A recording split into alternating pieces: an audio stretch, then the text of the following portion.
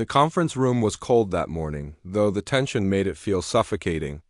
The long mahogany table gleamed under recessed lights, and the air was thick with anticipation.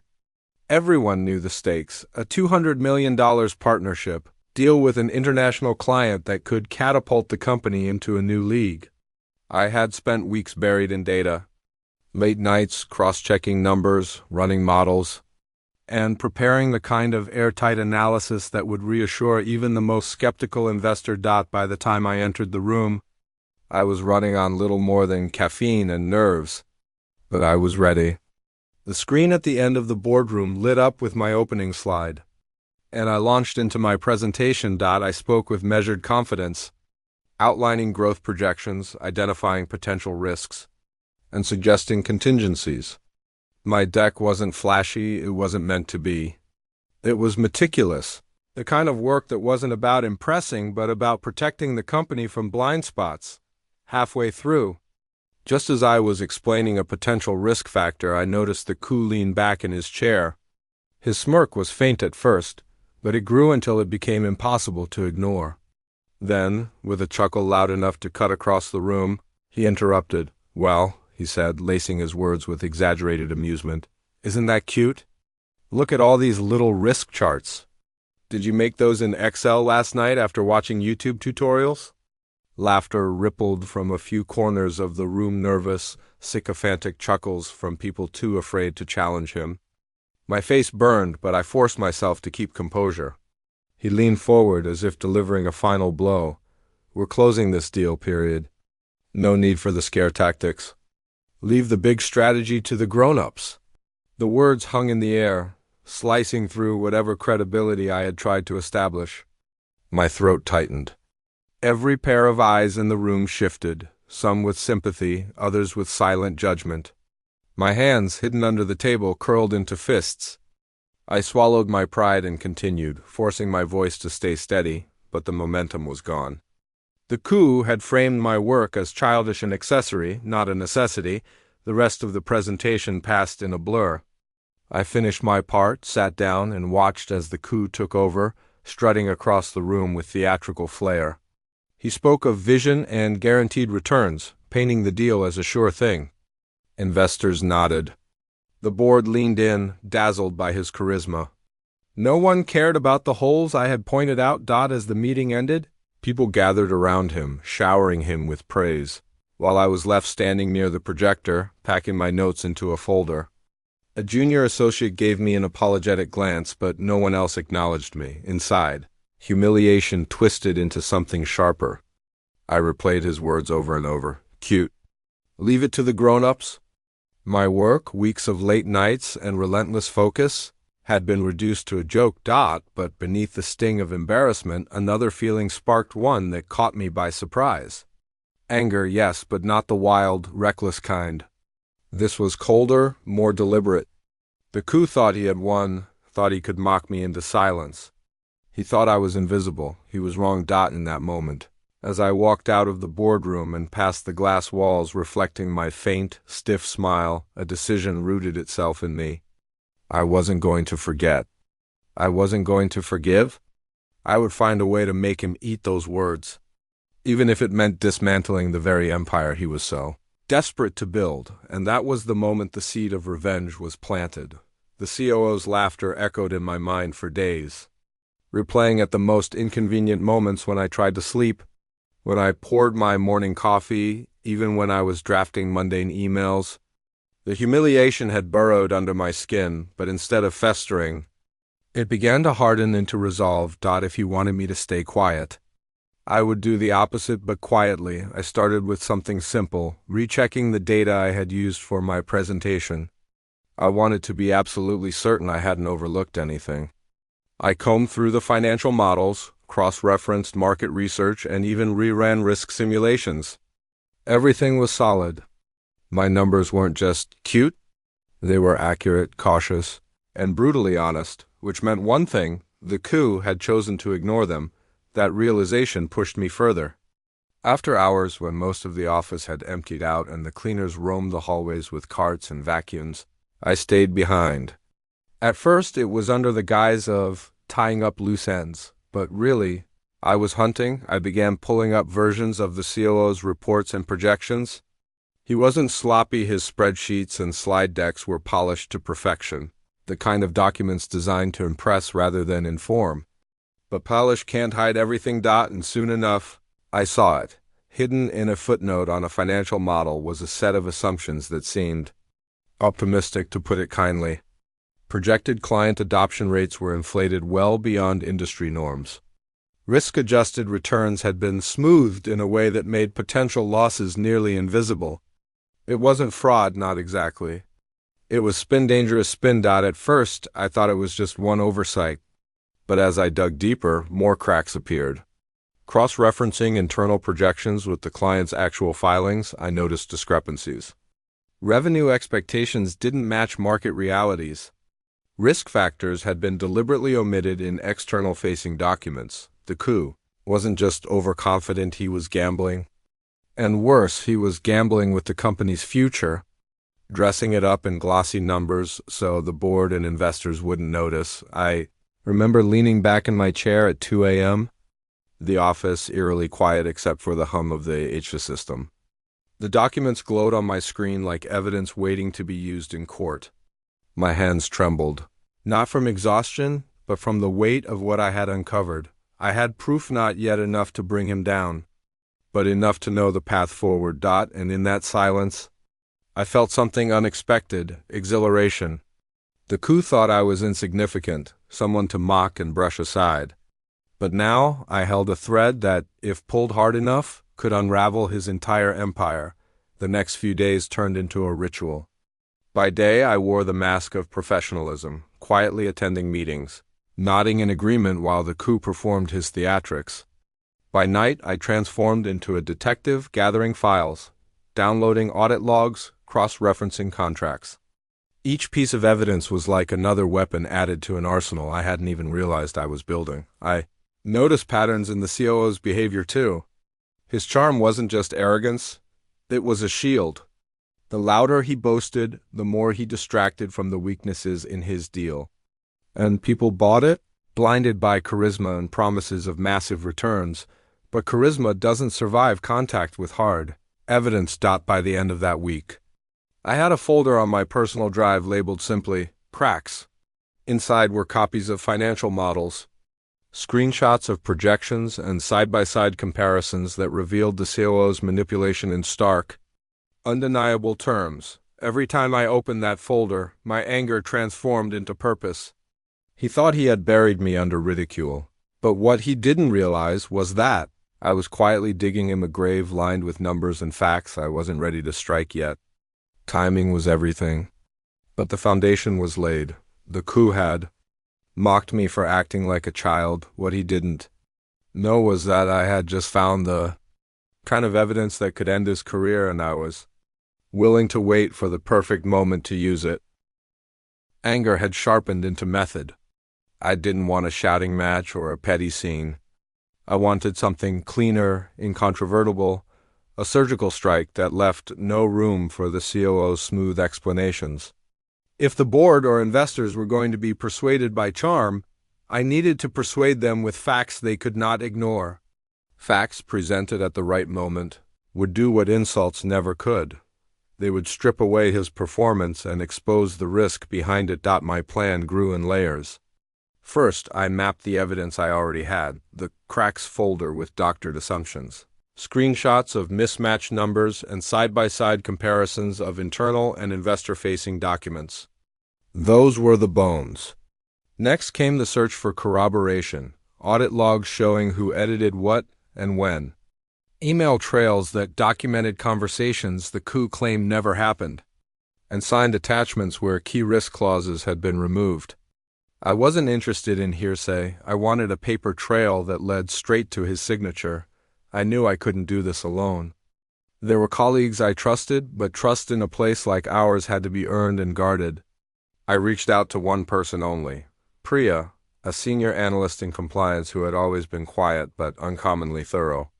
We'd worked together on small reconciliations before. She was sharp-eyed and, crucially, discreet. I told her the barest minimum, that I'd found troubling inconsistencies in the deal modeling and needed help verifying logs and contracts. She didn't ask why. She simply said, "Show me." That one word was all the permission I needed. Priya and I set rules. No copies on shared drives that could be traced, no casual mentions in group chats, no forwarding to personal emails. We used an encrypted workspace and maintained a clean chain of custody for the files. Below the surface, I felt like a criminal and a guardian at once. Illegal? Borderline. Necessary? Absolutely. The duality gnawed at me. But the stakes, the company's future, and the people who trusted it justified the risk in my mind. Over the next 2 weeks. We methodically built a narrative. Audit logs revealed timestamps where key figures were, adjusted in the COO's versions after investor presentations had gone out. Email headers showed suggested edits to contracts that never made it into the final documents. There were small signatures, redolent sections removed at the last hour, and an internal memo where a junior associate had raised concerns that were dismissed as overcautious. Each item alone suggested poor judgment. Together they suggested a pattern. The COO had optimized for optics at the expense of accuracy. We also prepared the presentation format I envisioned. Clean, factual slides that required no flourish. Just the sequence of evidence, timestamp, document, discrepancy, consequence. The goal was to let the facts speak for themselves. No hyperbole, no moralizing, simply a map from his edits to the financial risk that would materialize if the deal continued as pitched, but plans must account for contingencies. The COO had allies, and he was a master at changing the frame of a conversation. If accused, he could call it a misunderstanding, a miscommunication, or worse, an attack from a disgruntled subordinate. To blunt that, we built redundancy, multiple independent sources showing the same trend. Witnesses who could corroborate that the edits were deliberate. And a legal summary of how omitted risk clauses could create liability for the company. We even rehearsed a neutral third-party tone to introduce the material, the fewer the personal touches. The harder it would be for him to label it as revenge, I considered going directly to an external regulator or to the investors. The idea made my stomach flip. That would be escalation with real consequences. Instead, we aimed the first strike at the board, people with the power to demand answers and halt the deal. If the board reacted, the deal's momentum would stall.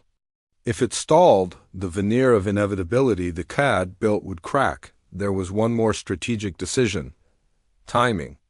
A revelation now, before investors committed funds, would be devastating to the COO's narrative and stop the deal cleanly. Wait too long and the company could be contractually bound. Act too soon and the board might dismiss us as opportunistic. So I watched calendars and investor calls, learning when key decision points would occur and which members of the board would be present. In quiet moments I imagined the scene, a normal board meeting, the COO confident and rehearsed, the room leaning in at his every boast, and then a calm intervention. A slide deck passed to each member and the lights shifting from performance to proof. The idea made my pulse quicken. This was not about spectacle. It was about removal of plausible deniability. When Priya asked me if I was ready, I felt the whole arc of those long nights compress into a single answer. "I am," I said. The word felt both light and enormous. We weren't attacking out of spite. We were protecting a company whose future might otherwise be prostituted to vanity. We finished the final pass on the file late one night, each line of evidence arranged with surgical care. It was ruthless in its clarity. We named the consequences, not the motives. We had the timing in mind. All that remained was to wait for the right meeting, the moment when charisma would be useless against a ledger of facts. I waited like a predator that had already scented the wind. The evidence sat in an encrypted folder, every timestamp and redline arranged in a sequence that told a single, cold story. But evidence alone doesn't topple empires. It needs theater timing, place, and audience. The boardroom would be our stage, and the next full board meeting. The curtain call. In the days before, I watched the Kudya way someone studies an opponent in chess. He moved with the practiced ease of a man who'd learned to dominate conversations. He rehearsed his lines, flashed the right smiles, and cultivated allies who would amplify his narrative. He assumed momentum belonged to him. That made him dangerous and predictable. Predictability meant leverage. I mapped the room. Which directors asked the right questions? Which ones deferred to the coup out of habit or fear? Which investors were conservative and which were dazzled by grand visions? Answers emerged in overheard corridor conversations and in the subtle registers of body language during smaller meetings. The board had fissures, a fiscally minded chair who prized detail, a marketing-focused director who loved a big picture, and a few industry veterans who listened for cold facts. I knew exactly who needed to see what, and in what order, to fracture the claim that this deal was rock solid. On the morning of the meeting, I arrived early. The coup breezed in later, resplendent in a blazer that seemed custom-made for commanding attention. He greeted people with a warmth that smelled like performance. He had prepared. So my role initially was to do nothing? I would not interrupt his pitch. I would not reveal my hand until the crescendo. Instead, I positioned the evidence so it would be seen by the right eyes. I printed clean copies of a short executive summary, no invective, only bullet points. Edited assumptions, rolled back risk clauses, mismatched projections, and potential financial exposure. Each copy was accompanied by an appendix with the raw audit logs and document comparisons. I slid them across the table to the directors whose faces betrayed a habit of reading before speaking. The coup launched into his spiel with the confident cadence of someone who had told this story a dozen times. He spoke about synergies, about market capture and first-mover advantages. He used the well-worn metaphors, right place, right time, that had gotten him this far. The room leaned forward. Investors smiled. It was the same script that had drowned out nuance before Dot. As he warmed into his climax, I felt my pulse slow. This was the illusion I needed to puncture. I let him speak freely until his language grew. Absolute words like guarantee and no downside that read like invitations to contradiction. Then I intervened. But carefully, with the smallest of gestures. I asked, in a tone neutral enough that even he couldn't make it personal, for one clarification about a projected adoption rate in his slide deck. It was a targeted question, one that required him either to cite the source or to admit uncertainty. He answered with the practiced vagueness of someone who had always relied on charisma to cover gaps. That was the opening. I followed with another, this time asking whether key contractual protections around liability had been retained in the final drafts. The COO's confidence flickered for a fraction of a second, long enough to be dangerous. He insisted everything was in order. A director across the table, having read the summary, raised an eyebrow. Silence in a boardroom is a weapon. It makes people listen. I let the pauses deepen. Then, almost casually, I said I had prepared a short set of documents that might be worth reviewing. I handed the executive summaries to the chair. The room shifted. Faces that had been smiling smoothed into scrutiny. The chair scanned a page and asked a pointed question. These timestamps, what do they indicate? That was my cue. I turned on the projector not to present theatrically, but to show a single, simple slide. A timeline that matched the COO's investor deck releases with edits in the internal models. The gap between public claims and private calculations was suddenly visible in black and white. The room felt the gravity of that mismatch. The coup began to speak, defensive at first. He tried to reframe the edits as refinements. But the presentation had been built to anticipate his narrative. Priya, who sat 2 rows back, calmly displayed a series of Redland contracts where risk clauses had been. The room came back to order like a ship righting itself after a sudden list. The chair, whose unreadable face had been my compass throughout the meeting, asked for one thing: clarity. Walk us through the timeline again, he said. His tone was neither accusatory nor sympathetic. It was procedural, which was exactly what the evidence needed. I didn't theatrically reveal everything at once. Instead, I guided them through a slow, undeniable sequence. Slide 1. The investor-facing deck circulated 2 weeks ago. Slide 2. The internal model timestamped several hours later with numbers that had been quietly adjusted upward. Slide 3. the email thread where a mid-level associate had flagged concerns about client assumptions, and the terse reply instructing the team to proceed. Each step was short, factual, and sourced. The language on the projector was clinical. The implications were not. As I spoke, I watched expressions shift. A director who'd been enchanted by the COO's vision earlier now read each slide with the meticulousness of an auditor. Investors who had been nodding along began to trade looks that said without words, "Show me the risk." The COO's posture tightened. He sat forward like someone bracing for impact. When I opened the appendix, the room's temperature dropped further. Audit logs were precise instruments of truth. They recorded who changed what, when, and from which machine. There was a string of edits made in the dead of night after a presentation had already been sent externally. Numbers that had once been conservative were nudged into optimism. Footnotes documenting key assumptions had been stripped. Those weren't plausible deniabilities. They were edits with fingerprints. The COO attempted to counter. These were assumptions updated for new information. He said, voice pitched too high for calm. He produced alternative files and tried to spin a narrative about market signals and aggressive forecasting. But charm falls flat when timestamps contradict the story. The timeline had its own gravity. It pulled the rug out from under the rehearse lines he offered. One by one, corroborating threads emerged. Priya presented an internal message where a legal reviewer explicitly warned that removing specific liability protections could expose the company to litigation. The reviewer's admonition was ignored.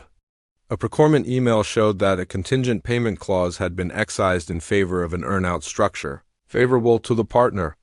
Financial exposure wasn't hypothetical. It was contractually built in. A senior investor, who had previously been starry-eyed about synergies, leaned forward and asked the question that mattered. If these assumptions are wrong, what does that do to our downside? The spreadsheets answered. Under conservative adoption rates, projected returns evaporated in less than 3 years. Under the assumptions originally removed, the company could be left holding the bulk of integration costs with little upside. The math had no loyalty to charisma. The COO's defense unraveled with a terrible elegance. He tried to reframe objections as discipline versus pessimism and tossed out phrases meant to rescue the narrative. Strategic risk, long-term positioning. But the board wanted a fiduciary accounting, not a rallying cry. When the chair asked if external counsel had reviewed the edited contract language, the COO hesitated. His hesitation was the final conceding detail the room needed. Silence re-entered the space, this time heavier, threaded with calculations and consequence. The chair called for a temporary suspension of the deal approval process and ordered a full legal and financial review. It was the bureaucratic equivalent of a defibrillator. It didn't condemn the show outright, but it halted the train he'd been driving. I felt a complex wash of emotions. Relief, yes, because the strategy had worked. Triumphant satisfaction, a quiet vindication that the work I'd done in the nights had been worth it. But there was also a surprising absence of joy.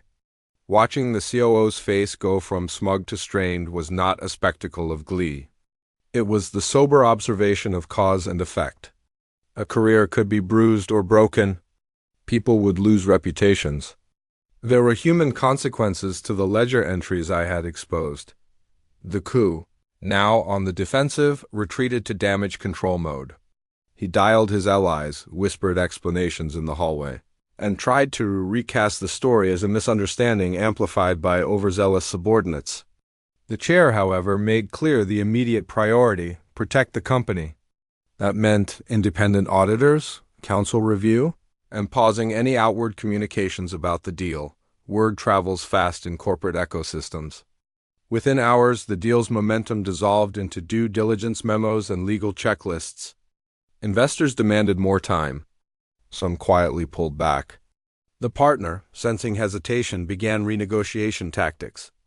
The $200 million that once felt inevitable now hung on a thread of contingency and suspicion. As people filtered out of the room, murmuring and calculating, I gathered my things.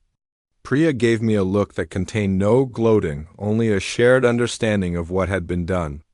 The COO passed by, his scarf of ease gone. His eyes met mine once briefly with something unreadable, perhaps surprise, perhaps the first hint of respect, perhaps bitter recognition we had exposed the truth. Whether it would lead to the COO's ruin or merely to recalibration of the deal was not mine to decide. The revelation had been delivered. The consequences would unfold in the sober world of audits and counsel. The fallout came faster than I expected. Within a week, the $200 million deal that had once been paraded as a guaranteed win was under full review, its timeline indefinitely suspended. The coup, once the golden boy of the boardroom, now found himself under a microscope he hadn't prepared for. Investors demanded clarifications. Legal teams crawled through every clause. The same executives who used to laugh at his jokes now asked questions with pointed edges. It didn't take long for the cracks to widen into chasms. The partner company, sensing hesitation, began backpedaling. Their negotiators smelled blood and pressed for even more favorable terms. Our board, unwilling to expose itself to the risk now clearly outlined, refused. What had once been a done deal collapsed in real time, each day bringing a new round of skepticism. The partner eventually walked away, citing misalignment of expectations. Officially, the coup wasn't blamed outright. Corporations rarely operate with such blunt force. Instead, the board issued polite statements about reassessing risk and taking a more cautious approach. But inside the company, everyone knew the truth. His credibility had been shredded. He had gambled with arrogance, and he had lost. I watched it happen with a quiet calm. The man who had mocked me in front of the entire boardroom now avoided my gaze in the halls. His trademark smirk was gone, replaced by a tight-lipped mask of someone fighting to maintain control. The whispers grew louder. Some employees called him reckless, others a liability. A few even suggested he'd nearly tanked the company's reputation for the sake of headlines. Eventually, the board acted. The coup wasn't fired in a blaze of drama. No, the corporate world prefers subtler executions. He was transitioned. First, stripped of control over new deals. Then sidelined into special projects. Finally, a quiet announcement: he had chosen to pursue new opportunities. Everyone knew what it meant. He had been ousted, his exit wrapped in polite euphemism, but the humiliation was undeniable. As for me, something shifted. The same directors who once looked through me now nodded in the hallway. The chair of the board called me into his office and, with uncharacteristic warmth, thanked me for my diligence. "You saved us from a very costly mistake," he said. It wasn't praise I had sought, but it carried weight. My career, once stalled in the shadows, suddenly had new momentum. I didn't celebrate loudly. I didn't need to. Revenge isn't always about fire and fury.